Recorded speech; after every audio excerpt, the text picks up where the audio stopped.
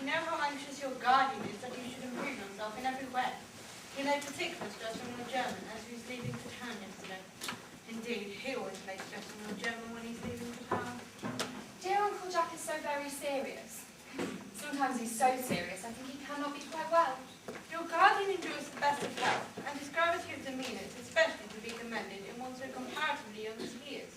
I know no one with a higher sense of duty and responsibility.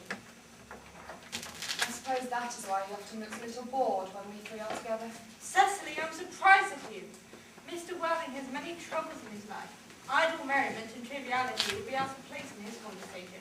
You must remember his constant anxiety about that unfortunate young man, his brother. I wish Uncle Jack would allow that unfortunate young man, his brother, to come down here sometime. I'm sure we'd have a good influence over him, Miss Prism. Well, I'm certain you would. You know, German and geology and things of that kind influence a man very much. I am not sure that even I could produce any effect on a character that by his own brother's admission is far too weak and vacillating. Indeed, I am not sure that I would desire to reclaim him. I am not in favour of this modern mania of turning bad people into good people at a moment's notice. As a man sows, so let him reap. You must put away your diary, Cecily. I really do not see why you should keep a diary at all. I keep a diary in order to enter the wonderful secrets of my life. If I didn't write them down, then I'd surely forget all about them. Memory, my dear Cecily, is the diary that we all carry about with us. Yes, but it usually chronicles things that haven't and couldn't possibly have happened. Besides, I believe memory is responsible for nearly all the 3-volume novels that Boudier sends us. Do not speak slightingly of the 3-volume novel, Cecily. I wrote one myself in earlier days. Did you really, Miss Prism? How wonderfully clever you are. I hope it did not end happily. I dislike novels that end happily. They depress me so much. The good ended happily and the bad unhappily. That is what fiction means. I suppose so, but it seems very unfair. And was your novel ever published? Alas, no. The manuscript was unfortunately abandoned. I use the word in the sense of lost or mislaid. But to your work, child, these speculations are profitless. But I see dear Dr. Chashable coming up through the garden. Dr. Chashable, this is indeed a pleasure. And how are we this morning? Miss Prism, you are, I trust, well. Miss Prism has just been complaining of a slight headache. I'm sure it would do her much good to take a short stroll with you in the park, Dr. Chashable. I have not said anything about a headache. I know that, dear Miss Prism, but I felt instinctively that you had a headache. Indeed, I was thinking of that and not my German lesson when the rector came in. I do hope you're not inattentive, Cecily. Oh, I'm afraid I am.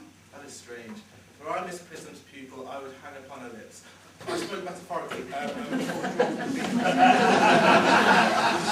Mr. Worthing, I suppose, hasn't returned from town yet? We do not expect him until Monday afternoon. Ah, yes. He usually likes to spend his Sunday in London. He's not one whose sole aim is pleasure, as by all accounts some unfortunate young man his brother seems to be. But I must not disturb Egeria and her pupil any longer. Egeria? My name is Letitia, Doctor. Well, classical allusion merely, drawn from the pagan authors. I shall see you both, no doubt, at evensong. I think, dear Doctor, that I will have a stroll with you. I find I have a headache after all, and a walk might do it good. With pleasure, Miss Prism, with pleasure. You might go as far as the schools are back. That would be delightful. Cecily, you will read your political economy in my absence. The chapter on the fall of the rupee. You may admit it is somewhat too sensational, but even these entire problems have their melodramatic side.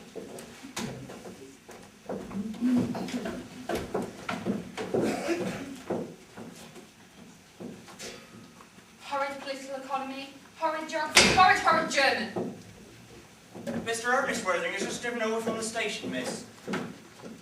He has brought his luggage with him. Mr. Ernest Worthing, B4, the Albany W. Uncle Jack's brother. Did you tell him Mr. Worthing was in town? Yes, miss. He seemed very much disappointed. I mentioned that you and Miss Prism were in the garden. He said he was anxious to speak with you privately for a moment. Pray, ask him to come out here. And I suppose you'd better talk to the housekeeper about a room for him. Yes, miss. I have never met any really wicked person before. I'm rather frightened. I'm afraid he will look just like everybody else. He does. You are my little daughter Cecily, I am sure. You seem to be under some mistake. I am not little. In fact, I believe I am more than usually tall for my age. But yes, I am your cousin Cecily. And you, I see from your card, are Uncle Jack's brother. My cousin Ernest. My wicked cousin Ernest. I'm not really wicked at all, Cousin Cecily. You mustn't think that I'm wicked. Then surely you have been deceiving us all in a very inexcusable manner. I hope you have not been leading a double life, pretending to be wicked, but being really good all this time. That would be hypocrisy. Well, I have been rather reckless. I'm glad to hear it. In fact, now that you mention the subject, I have been very bad in my own small way. I don't think you should be so proud of that. But I'm sure it was very pleasant. It is much pleasanter being here with you. I can't understand why you're here at all. Uncle Jack won't be back till Monday afternoon. Oh, that is a great disappointment. I'm obliged to go by the first train on Monday morning. I have an important business appointment that I'm anxious to miss. Couldn't you miss it anywhere but in London? No, the appointment is in London. Oh, well, I know, of course, how important it is not to keep with business engagements if one wants to retain any sense of the beauty of life. But still, I think you'd better wait till Uncle Jack arrives. I know he wants to talk to you about your emigrating. About my what? About your emigrating. He's gone up to buy your outfit. I certainly wouldn't let Jack buy my outfit. He has no taste in neckties at all. I don't think you will require neckties. Uncle Jack is sending you to Australia. Australia? I'd sooner die. Well, he said at dinner on Wednesday night that you had to choose between this world, the next world, and Australia. The accounts I have received of Australia and the next world are not particularly encouraging. This world is good enough for me, Cousin Cecily. Yes, but are you good enough for it? No, I'm not that. That is why I want you to reform me. You might make that your mission if you wouldn't mind, Cousin Cecily. I'm afraid I've no time this afternoon. Well, would you mind my reforming myself this afternoon? It is rather quixotic of you, but still, I think you should try. I will. I feel better already. You're looking a little worse. That is because I am hungry. Oh, how thoughtless of me. I should have remembered that when one intends to lead an entirely new life, one requires regular and wholesome meals. Won't you come in? Might I have a buttonhole first? I have never any appetite unless I have a buttonhole first. A Marichal in the air? No, I'd sooner have a pink rose. Why?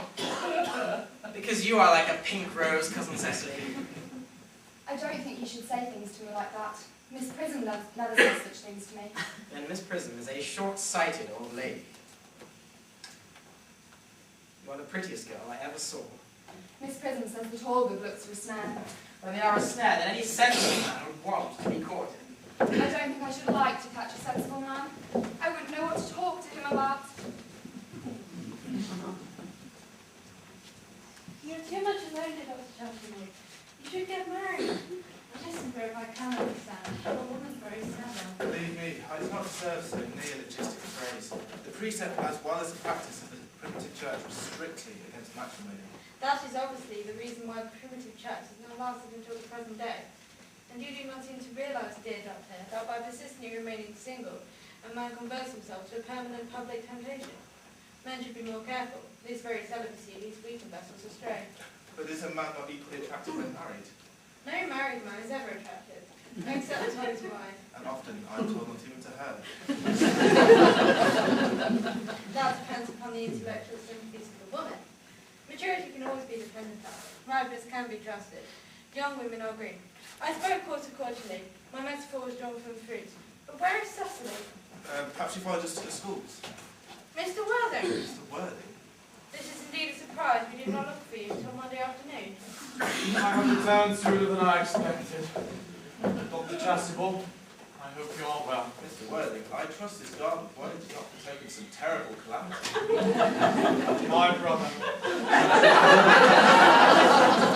More shameful deaths and extravagance. Still leading his life of pleasure. Dead. Dead? Brother Ernest, dead? Wife dead. What's a lesson for him? I trust you will profit by it. Mr. Worthing, I offer my sincere condolence.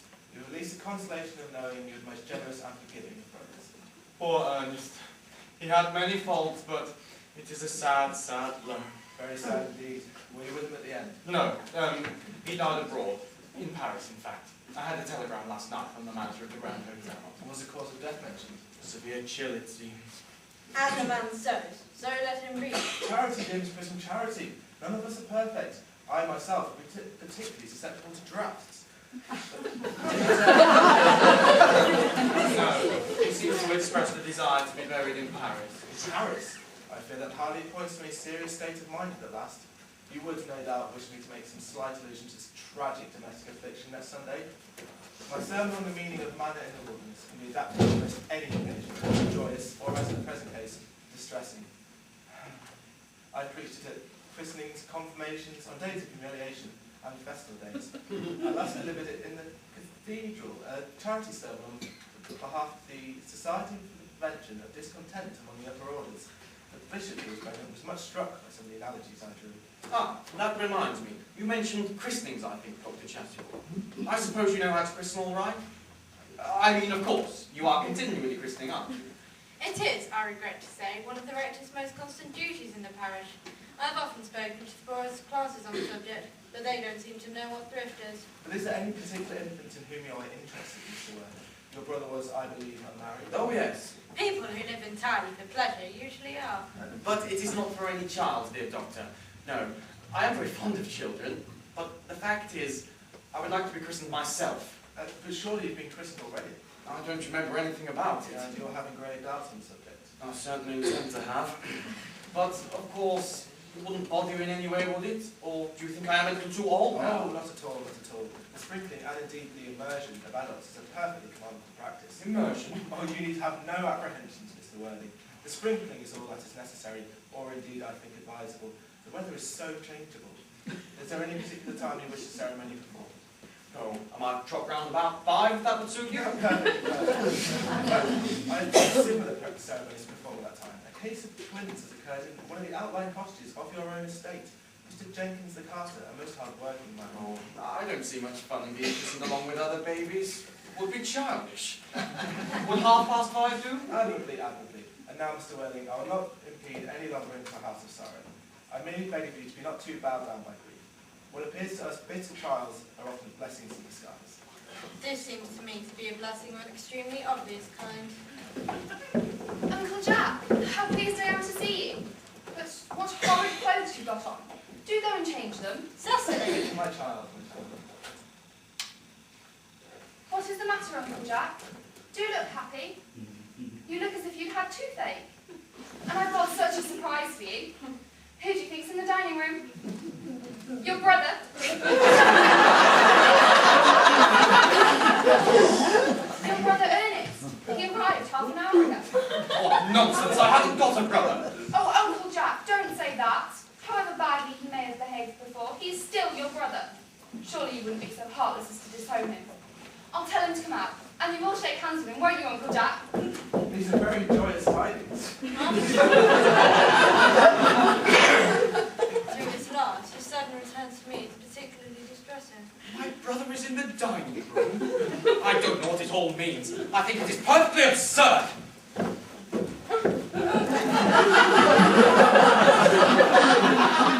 Good heavens!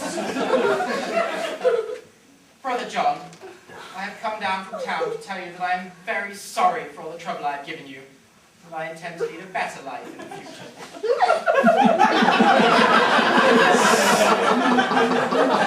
Uncle Jack, you are not going to refuse your own brother's hand, are you? Nothing will induce me to take his hand. I think his coming down here disgraceful. He knows perfectly well why. Uncle Jack, do be nice. There is much good in everyone. Besides, Ernest has just been telling me about his poor invalid friend, Mr. Bunbury, who he knows.